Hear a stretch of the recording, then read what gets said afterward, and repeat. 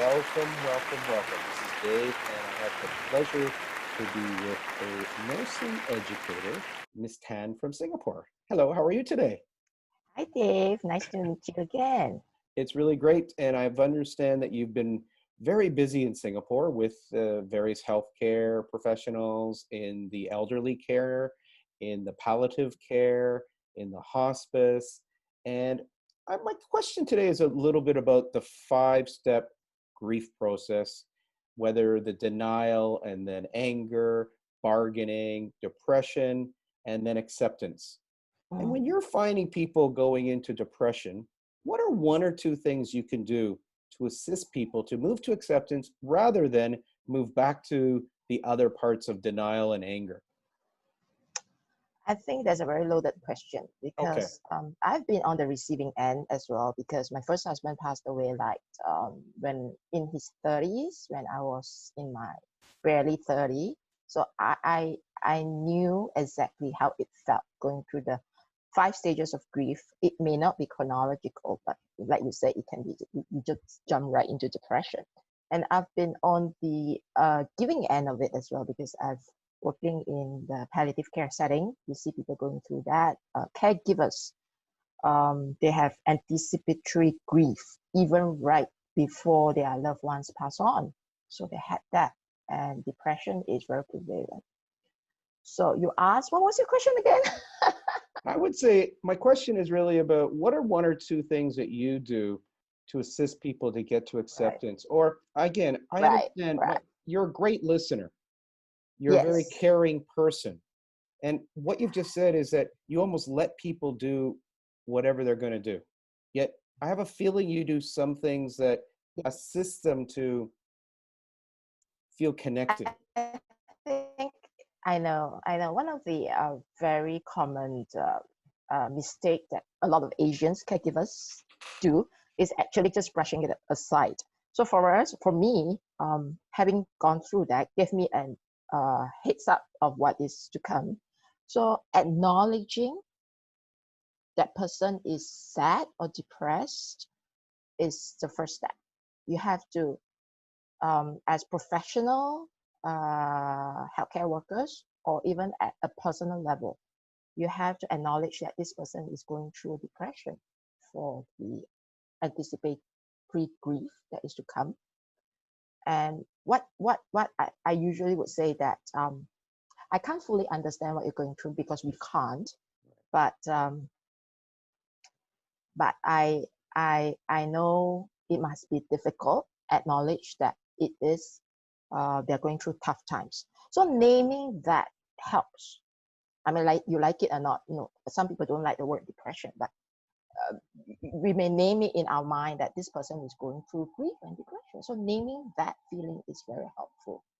And thereafter, um, you can, go into many different therapies or many ways to help them because you have already acknowledged and named that feeling that the person is going through.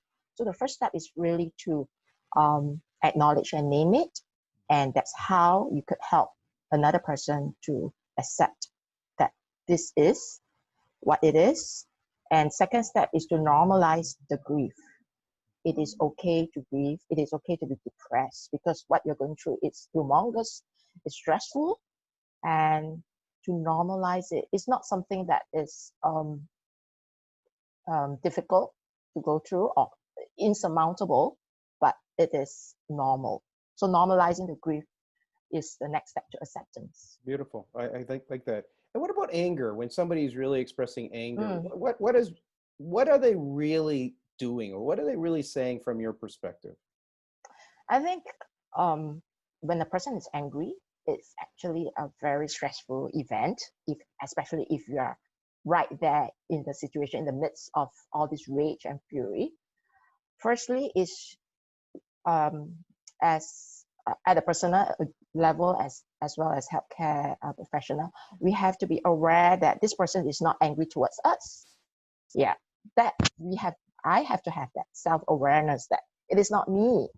Neither is it the profession or the system. Okay, because we are always at the receiving butt of it most of the time. But having had that awareness, we would not react, because it's very easy to just react to someone's anger, and then and then it just heighten.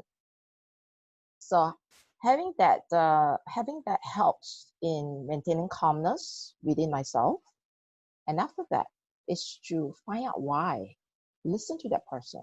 It's tit for tat. When I'm calm, the angry person, it would calm down as well. It works 90% of the time. Right. Yeah, 90% is like, if I'm calm, if he's shouting away, I just need to calm myself and ask him, what is the issue? Why is you angry? And then the person will immediately, calm down. And then listen to him. Listen to why, and try to pick up what is the reason of he being angry. Most of the time is because he's angry with himself. There's a lot of guilt, especially if there's family dynamics at home, that the person is, maybe, dying or what, and there's many unresolved issues within the family. So a lot of times it's just because of relationship issues, a lot of unresolved issues. And but listening is very, very important. Yes. And listening to not only what's being said, but listening to what's not being said. Right. And so let's wrap this up by one little question for a tip, because you've been a nurse in palliative care for quite a long while. What is one or two things you might suggest or recommend to healthcare workers to really take care of themselves? And again, whether it's physical or nutrition or mindset, is there one or two really great sharings or tips that you might have? Right. When I was earlier on in my career, when I first stepped into palliative care, it's very, very easy. I've seen a lot of my colleagues to be sucked into this compassion fatigue, they call it. Mm-hmm. Yeah, that you care so much for your patients. Nothing wrong with that you're being sucked into their problem, their issues. So yeah, that's then you get burned out, and the burnout rate actually amongst palliative care healthcare workers is pretty high. So there are studies and data proving that, which I'm not going to go into that. But over the years I've learned to, well, as cliche as it sounds, you have to love yourself first and love your life first before you actually care for another person, which I did. But what I did also was to take a few years away from work, to focus on my family, to focus on my daughter, because I think she needed me most then. And having stepped back that few years, I was able to look at the palliative care setting, the hospice setting, as in a better light.